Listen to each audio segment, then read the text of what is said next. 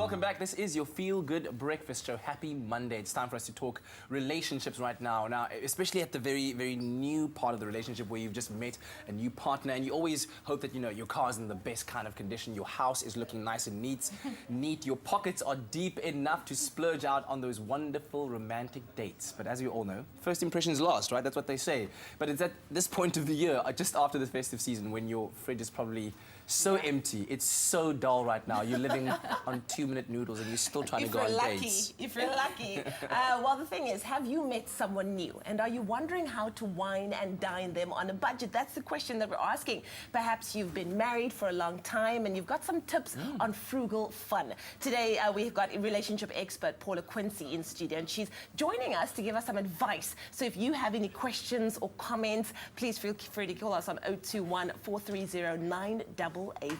Paula, good morning. Welcome to Expresso and Happy New Year. Thank you, and to you too. Thank you. Yeah, so talk to us about that first impression and why it is so important to make a good first impression, especially in the beginning of a relationship. Well, you know, it's about wanting to be liked. It's about wanting to really impress that person that they want to see you again. That you know, that potentially there's some potential here that the relationship can go to the next level.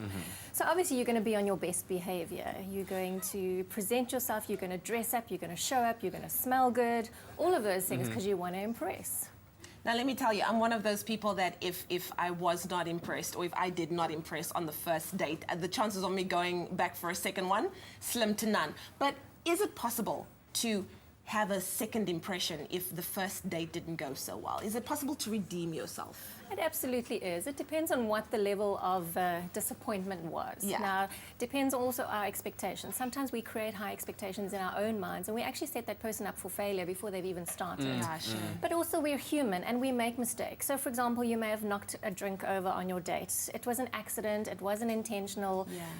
Apologize, but make sure that the apology is sincere and it's authentic, and ask for forgiveness, and you know, let me make it up to you. Let's go and try again. On a second date. There we go. Actually do it on purpose and get yourself a second date. But why do people set these expectations, especially for something that, you know, could be riddled with nerves and there's every chance of a mistake happening, like what you've just mentioned right now? Why do we set ourselves up for failure? I think it depends on where we're at in our life and our life stage. You know, particularly if you've been single for a very long time, there may be a hint of desperation there. So we go out there with this intention an expectation in our own mind that this is going to be the one, and it's going to turn into this romantic relationship and a happily ever after potentially. When let's just take a step back and start at first base, and let's just get to know each other first. Let's get to know more about each other, and if we have even got a lot in common that we can start building on. So sometimes people want, and especially, you know, living in a world of instant gratification, we want things and we want them now. So let's go on a date, and then before you know it, we're in a relationship and we haven't even been seeing each other for a week yet. Exactly. Well, there's so many pressures, I think, for one to take into consideration, especially now. January is probably the worst time to fall in love with someone and go on a date. But if you find yourself having fallen in love with someone and you're wondering how to wine and dine them on a budget, this is where you need to give us a call. It's 021 430 988. I was right. I was right for that one in the first place. And of course, Paula's got all of the details, and we're running a poll as well on Facebook. So get onto Facebook and of course answer those questions. We'll be right back. It's my feel good. And you know what? Part of that strength comes in being confident enough to say, babes, today I'm taking you out to the corner shop and we are going to buy an operation with orange juice. That is how I'm treating you for our anniversary. But hey, there's breakfast. Anyway, Paula Quinsee is here. She's our relationship expert in the hot seat, talking about dating on a budget. How do you do that without breaking the bank?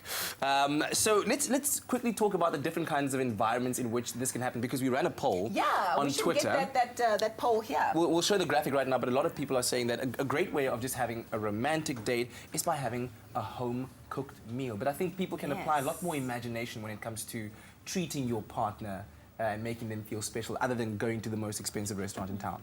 And I think it depends also how far down the road you are in the relationship. If it's a new relationship, so particularly a first date, cooking a meal at home might be a little bit intimidating, and there might be a little nuance attached there in terms of expectations. A little creepy too, yeah. So, but if you're well into your relationship, you're both relaxed at your own environment, you're comfortable around each other, and you could spice it up a bit by making it a surprise where you cook the starters and you cook the main course, and you surprise each other with what you're going to cook, and you pair it with a nice bottle of wine or something, and light some candles and some music. Yeah.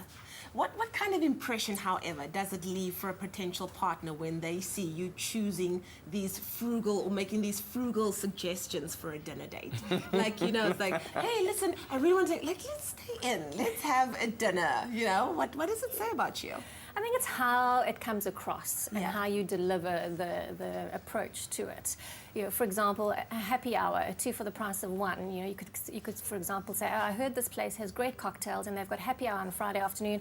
Should we go and give it a bash? Yeah. And it almost treated like an adventure. That's something that you're trying together and see if it's going to work or not. Yeah. Exactly. We've actually got the poll right there. We asked that when the budget is tight, but you and Bay want to do something special, what do you do for an affordable date night? Do you have a beach picnic, take a stroll in the park, 2 for 1 special, like you just said, and homemade dinner? Most people are saying homemade dinner is the way to go. Because cooking together, I think, is great for bonding. And we would like to get your opinion as well. Give us a call on 021 430 9881. Seems like the cameraman is falling asleep, but that's okay. What should you then think? Should there be alarm bells going off if you do, let's say, in the beginning of the relationship, suggest, hey, let's go to this 2 for 1 special, and the person's response isn't favorable, shall we say? They're like, 2 for 1 special. Do I look like a 2 for 1? Me. I think therein there's a problem. Don't position it as a 2 for 1 special. Yeah. Okay. But maybe that... Wait, are you saying try and disguise it as something else? Like, oh, the ribs at this place are really amazing. When you know very well there's a better place with ribs, you go in there because it's 2 for 1. I have a problem with that. I've got a problem with that. So I think it's really about, there's different activities out there that are, I don't want to say cheap, but that are affordable. Cheap is not a swear word, Paula. You can say it. Cheap. It's okay. Affordable. It's more friendly to the rand. There we go. Leanne is not a fan of cheap, but carry on, please. So things, for example, museums that have reduced prices at certain times of the day. Free entry. Free entry, absolutely. Hop on, hop off city bus tour, and then pack a picnic and go afterwards and have a picnic on the beach. So I think really it's how you put it out there, how you position it, how you approach it. If you're going to put it out there in a cheap way, it's going to come across as cheap. Yeah, I think cheap is fine as long as you add some creativity to it and you make it an experience. Then it's completely. If you and I are sharing a happy meal, that's a problem. Wait, I'm sorry. I actually want to ask this question. Maybe you can give us a call and tell us 021 430 9881. Would you have a problem if your partner said to you, I'm taking you on this date because I'm a little broke right now and this is a little bit cheaper than what we usually do? Too much information. Too much information. TMI. TMI. I was just being honest, girl. It's my feel-good breakfast show. Welcome back to your Feel Good Breakfast Show. It's Expresso right here on SABC3. We've got our relationship expert, Paula Quinsee, in studio, and we're talking about how to wine and dine a potential partner on a budget. If you have a question or comment, please give us a call, 021 430 9881. Boom. I got it right eventually. That's the number. We got into a conversation during the break about what you should do if you can't afford, let's say, paying for the beautiful dinner that you just had. Should you split the bill? Should the guy just offer to pay for it? Should the lady or whoever it is, partner in a relationship, say, you know what, babe, I know that you're broke right now, things aren't going well, so let me handle the bill. On the first date? On the...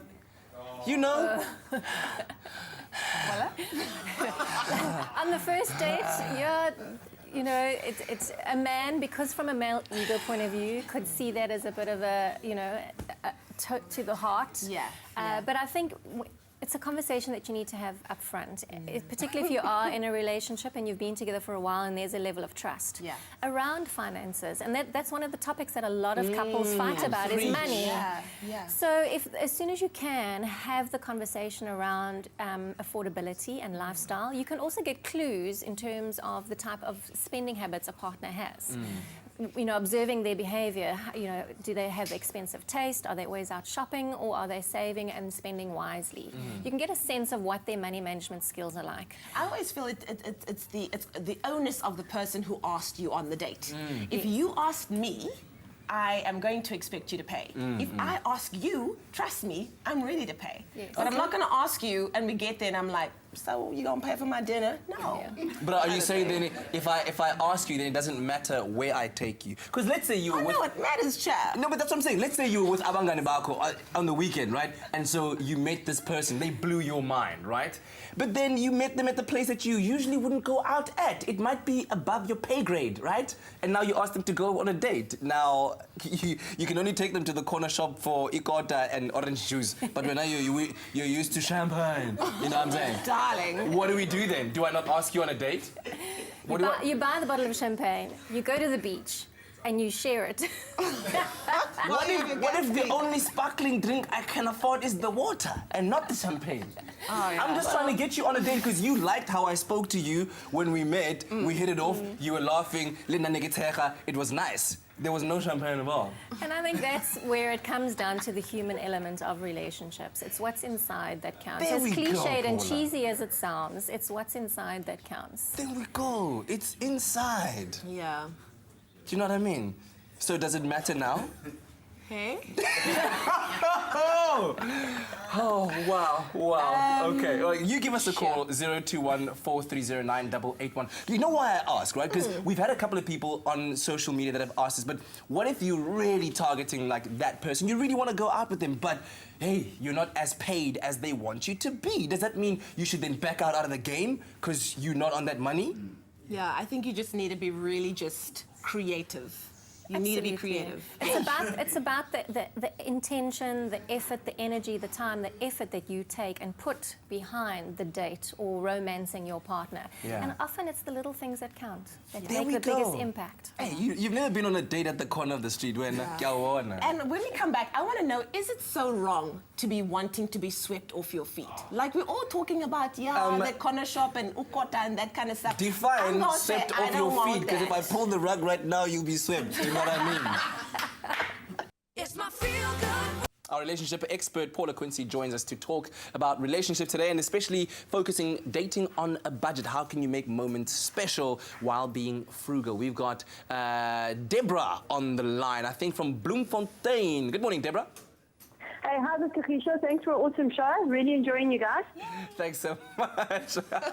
Like, the temporary name change is quite nice too, but that's cool. What's your question or comment, Deborah? Just one for the guys out there. Yes. I've got two sons, and what I would say to them is get to know the girl. You know, don't go out there and spend a fortune on somebody that you don't know. Yes, is she Deborah. going after your money and your status, or is she really trying to get to know you? Yes. So I would rather say, you know, just go out, have really cheap, go for runs, go for walks, whatever it is, get to know the girl, and then start bringing out the bucks and making her feel special. And then the other thing, my hubby and I, what we used to do is we used to get together and then just make dinner together.